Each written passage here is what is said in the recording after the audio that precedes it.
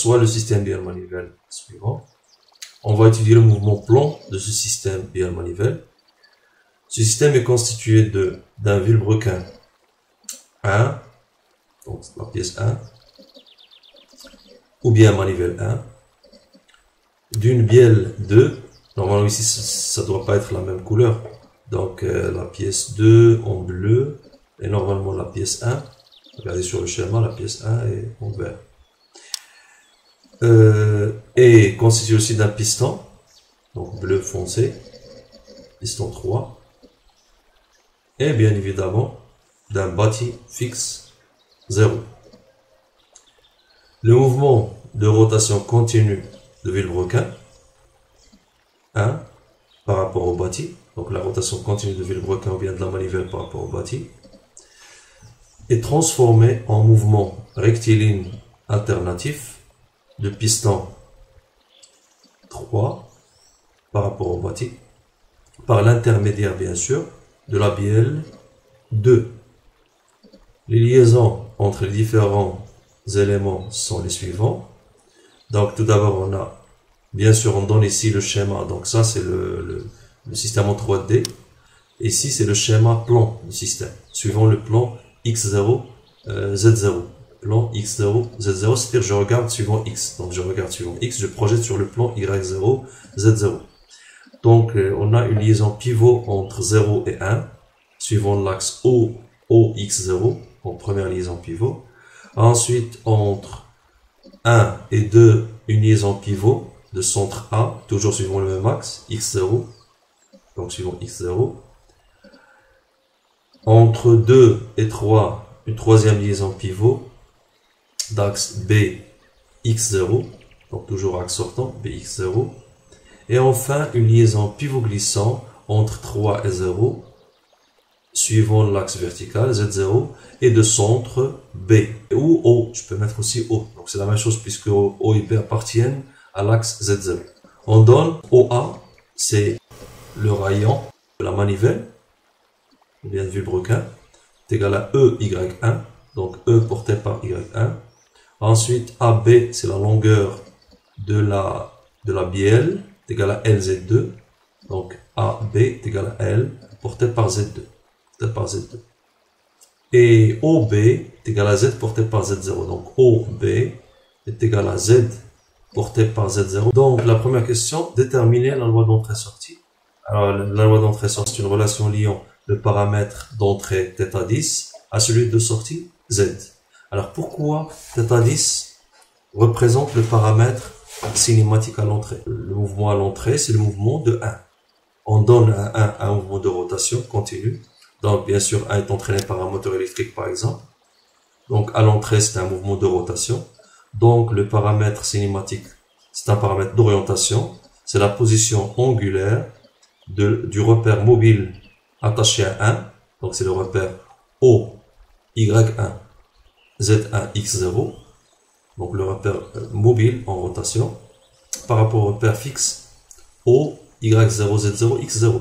Donc, dans ce cas, on aura un angle θ10 entre Y0 et Y1 et entre Z0 et Z1. Donc, le paramètre à l'entrée, c'est un paramètre angulaire. Par contre, le paramètre à la sortie, puisque à la sortie, c'est un mouvement, on récupère à la sortie une translation de 3. Donc, 3 translate par rapport à 0. Ça veut dire que le paramètre à la sortie est une distance.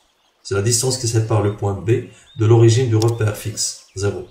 Donc, c'est Z. Donc, finalement, il faut chercher une relation entre le paramètre cinématique à la sortie, Z, au paramètre cinématique à l'entrée, θ10. Donc, Z en fonction de θ10. Donc, première question, déterminer la loi d'entrée-sortie, relation liant le paramètre d'entrée θ10 et celui de sortie Z.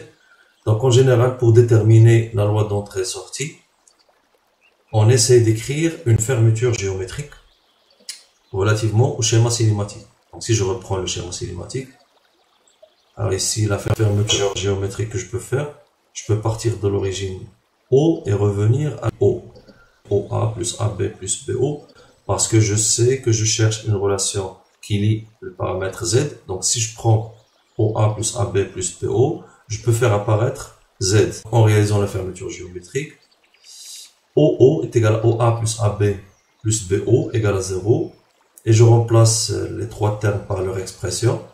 Donc, d'après les données de l'exercice, donc OA c'est EY1, AB c'est LZ2 et OB c'est Z0. Donc, je remplace OA EY1 plus AB LZ2 plus BO. Alors, OB c'est Z0, donc BO c'est moins Z0. Alors ensuite, là, je vois bien que j'ai au moins le paramètre de la sortie Z. Alors, pour faire apparaître le paramètre à l'entrée, qui est un angle, en général, il faut projeter l'équation sur un axe. En plus, je sais que la loi d'entrée-sortie est une équation scalaire, alors que là, j'ai une équation vectorielle. Donc, je dois projeter cette équation. Alors, ici, puisque je cherche à écrire Z en fonction de θ, je dois projeter cette équation sur Z0. Alors, Z0 scalaire Z0, c'est 1, donc j'aurai Z en fonction des données. Donc, et par projection suivant les axes Y0 et Z0, on aura. J'ai choisi Z0, pourquoi? Parce que je vais faire apparaître Z0. Puisque je vais choisir Z0, je reste sur la même base et je projette également sur Y0. Alors que sur X0, c'est pas possible puisque c'est un problème plan. Donc, si je regarde sur le schéma, là, le schéma est dans le plan Y0, Z0. Donc, je peux projeter sur Y0, sur Z0, mais sur X0, bien sûr, c'est 0, puisque c'est un problème plan. Donc, suivant Y0, E, donc je multiplie tout fois Y0, donc Y1, Y0, L, Z2, Y0, moins Z, Z0, scale Y0. Donc, Z, Z0, scale Y0, c'est un 0. Et je vais chercher les deux autres produits scalaires à partir de figures planes de changement de base. Tracer d'abord une figure plane de changement de base entre 0 et 1. La liaison entre 0 et 1, c'est une liaison pivot suivant X. Donc, je trace une figure plane qui montre la rotation de la pièce 1 par rapport à 0. Donc, ça va être une figure plane avec un angle θ10. Figure plane entre Y0, Y1, θ10 et entre Z0, Z1, θ10. Donc, la première figure plane. Ensuite, pour la deuxième rotation, c'est-à-dire la rotation de 2 par rapport à normalement de 2 par rapport à 3. Alors, puisque 3 translate, on dira que la rotation de 2 par rapport à 3, c'est aussi la rotation de 2 par rapport à 0. Donc l'angle entre les deux, c'est... Puisque les translations ne changent pas les repères. Donc il n'y aurait pas de changement de base s'il y a une translation. Donc 2 par rapport à 3 ou bien 2 par rapport à 0, c'est la même chose. Puisque Z0 c'est un axe de 3, mais aussi c'est un axe de 0. Donc c'est bêta. Donc toujours figure plane. Là, c'est déjà fait. Donc, bêta entre Y0 et Y2 et bêta entre Z0 et Z2. Là, ça me donne deux figures planes superposées puisque les deux figures planes ont un axe commun, X0. Donc, je peux mettre les deux sur la même figure. Y0 scalaire Y1, Y0, Y1, c'est cosinus l'angle entre les deux. Donc, c'est E cos θ10. Ensuite, plus L. Z2, Y0, Z2, Y0. Donc, Z2, Y0. Si je projette Z2 sur Y0, normalement le produit scalaire c'est la projection d'un vecteur sur la direction d'autre. Donc si je projette ce vecteur, ça me donne une projection négative. Normalement ici c'est l'angle bêta, donc c'est moins sinus bêta. Sinon, je prends directement le cosinus de l'angle entre les deux. Donc c'est cosinus puis sur 2 plus bêta. C'est la même chose, donc c'est moins L sinus bêta. Plus bien sûr le troisième terme, on a dit que c'est 0. E cos θ10 est égal à L sinus bêta. Donc ça, c'est l'équation numéro 1. Alors ça, c'est pour la projection sur Y0. Maintenant, on va projeter sur Z0. Donc E, toujours Y1, mais cette fois Z0. De même pour la deuxième composante, LZ2, mais scalaire Z0. Et pour la troisième, moins Z0, scalaire Z0 est égal à 0. Donc ici, bien sûr, on voit que c'est un 1, donc c'est moins Z. Alors ici, si on commence par la première, alors Y1, Z0. Y1, projeté sur Z0, c'est directement sinus θ10. Sinon, ça va être cosinus pi sur 2 moins θ10. Donc, c'est sinus θ10. Donc, E sinus θ10 plus Z2, Z0. Donc, Z2, Z0, c'est l'angle entre les deux. Donc, c'est cosinus bêta. Moins Z est égal à 0. Z est égal à E sinus θ10 plus L cos bêta. Donc là, j'ai eu deux équations en projetant la fermeture. L'équation de la fermeture géométrique sur Y0 et sur Z0. Alors moi je cherche à écrire Z, le paramètre cinématique à la sortie, en fonction de θ10. Donc normalement c'est déjà fait, sauf que le résultat est exprimé aussi en fonction d'un paramètre cinématique intermédiaire bêta. Donc je dois me débarrasser de bêta. C'est très simple, en écrivant bêta en fonction soit de z, soit de θ 10. Par, d'après l'équation numéro 1, on voit bien que bêta peut être exprimé en fonction de θ 10. Donc dans ce cas, je peux écrire bêta directement en fonction de θ 10 et j'aurai z en fonction du paramètre cinématique de l'entrée seul, θ 10. D'après l'équation 1, sinus bêta est égal à E sur L cos θ 10. Donc z dans ce cas est égal à E sinus θ 10 plus L, je remplace cos bêta. Donc z est égal à E sinus θ plus L, je remplace cos bêta par la racine de 1 moins sinus carré bêta. Et bien sûr, je remplace sinus carré bêta par son expression. Z est égal à E sinus θ 10 plus L, racine carrée de 1 moins E sur L cos θ 10, le tout au carré. Donc là, c'est la réponse à la première question. Donc là, c'est la loi d'entrée-sortie en position. Z en fonction de θ 10. Deuxième question, en supposant que E est très petit devant L, qui est très petite, montrez que Z de θ 10 peut être exprimé sous la forme suivante. Z de θ 10 est égal à E sinus θ 10 plus L, facteur de 1 moins E carré sur 4 L carré 1 plus cos de θ 10. Donc d'après la question précédente, Z est égal à cette expression encadrée. Donc z est égal à E sinus θ 10 plus L racine carrée de 1 moins E cos θ 10 sur L le tout au carré. D'autre part, je peux écrire cos carré, donc là normalement ici on a E carré sur L carré, fois cos carré θ 10. Donc je peux écrire cos carré θ 10 en fonction de cos de θ 10. Je sais que cos carré θ 10 est égal à 1 plus cos de θ 10 sur 2. Alors comme ça je peux remplacer cos carré par cette expression. Z est égal à E sinus θ 10 plus L, racine carrée de 1 moins. Alors ici on a dit qu'on a ici E sur L le tout au carré. Donc E sur L le tout au carré fois cos carré. Donc cos carré, je vais la remplacer par 1 plus cos de θ 10 sur 2. D'autre part, on sait que voisinage de 0, c'est-à-dire pour un x qui tend vers 0, 1 moins x à la puissance 1 demi peut être remplacé par 1 moins x sur 2. Alors ici c'est 1 moins x à la puissance n est égal à 1 moins nx, avec n est égal à 1 demi ici. On exploite le fait que E soit très faible devant L. La racine carrée de 1 moins E carré sur L carré 1 plus cos de θ 10 sur 2 peut être exprimée sous la forme suivante. X pour moi et x ici. X c'est cette expression. Alors on a dit que E sur L, E est très petite devant L. Donc E sur L tend vers 0. Et encore, E carré sur L carré est à l'infiniment petit. Cos θ est compris entre moins 1 et 1.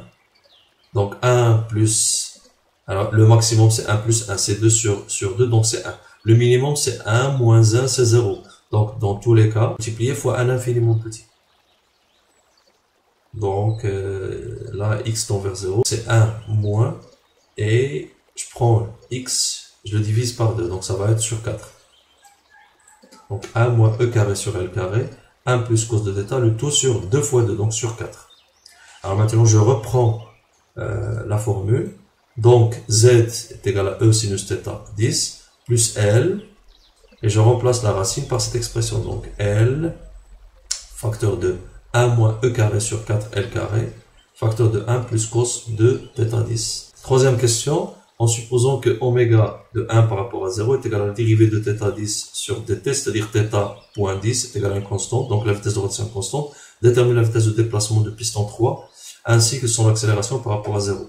Le piston a un mouvement de translation suivant l'axe OZ, il suffit de déterminer la vitesse en un point quelconque du piston 3. Donc si on regarde le piston, on peut prendre le point B ou bien n'importe quel point de 3. Normalement ici, on va prendre le point B puisque la distance OB est déjà donnée, c'est Z porté par Z0. Donc tout simplement la vitesse du piston, c'est la vitesse du piston point B. La vitesse peut donc être exprimée en B. Donc VB appartenant au piston 3 par rapport à 0 est égal, c'est la dérivée de OB sur dt par rapport à R0, c'est Z.Z0. Sachant que Z, c'est l'expression qu'on a déjà déterminée dans la question précédente, c'est cette expression. Donc il faut dériver cette expression. Donc VB de 3 par rapport à Z est égal Donc je dois dériver d sur dt de cette expression. E sinus θ 10 plus L facteur de 1 moins E carré sur 4 L carré 1 plus cos de θ 10. Le tout sur dt est bien sûr porté par z0. D sur dt de E sinus θ 10 plus L. Donc je peux introduire L terme entre parenthèses. Donc c'est L moins E carré sur 4L. Je simplifie L. 1 plus cos de θ 10. VB est égal. Alors, je dérive maintenant le terme. Alors si je dérive le premier terme, la dérivée de sinus θ de t, tension θ est fonction de temps. Donc c'est θ point de t fois cos θ. Alors avec θ point de t, c'est oméga 10. La dérivée de θ 10 sur dt, c'est θ point. Et c'est oméga. Donc là, j'aurai ici oméga fois cos θ 10 fois E. E cos θ 10 fois oméga. Là, j'ai factorisé par oméga fois oméga. Plus, alors si je dérive le deuxième terme, L, c'est 0. Alors il me reste E carré sur 4L est une constante. Donc E carré sur 4L est une constante. Donc je dérive le terme entre parenthèses. La dérivée de 1, c'est 0. Et la dérivée de cos, c'est moins sinus. Donc moins sinus de θ fois la dérivée de θ point. Donc sinus de θ fois 2 θ point 10 avec un 6 moins bien sûr. Donc c'est moins 2 fois θ point. J'ai factorisé par θ point c'est oméga 10. Moins 2 θ point fois sinus de θ. Et bien sûr ici il y avait un signe moins plus le moins de la dérivée, donc ça va être un signe plus. Donc c'est un signe plus, donc je peux même factoriser par E. Donc je peux faire sortir aussi E. Donc E oméga 10 cos θ 10 plus E sur 2L, parce que ici je peux simplifier 2 sur 4, c'est 1 sur 2. Sinus de θ, le tout porté par Z0. Alors maintenant, de la même façon, je peux déterminer l'accélération, c'est la dérivée de ce terme. Donc pour l'accélération, par dérivation de la relation précédente, nous obtenons l'accélération. Et la dérivée de cos, c'est moins sin avec moins sin fois θ point. Donc moins sinus θ 10 fois θ point c'est oméga, donc ça va être ici oméga carré. Et là, E sur 2L, la dérivée de sinus, c'est 2 θ point fois cos. Donc le 2 avec le 2, ça va simplifier. Donc c'est cos 2 θ fois θ point. Donc fois oméga sur L porté par Z0.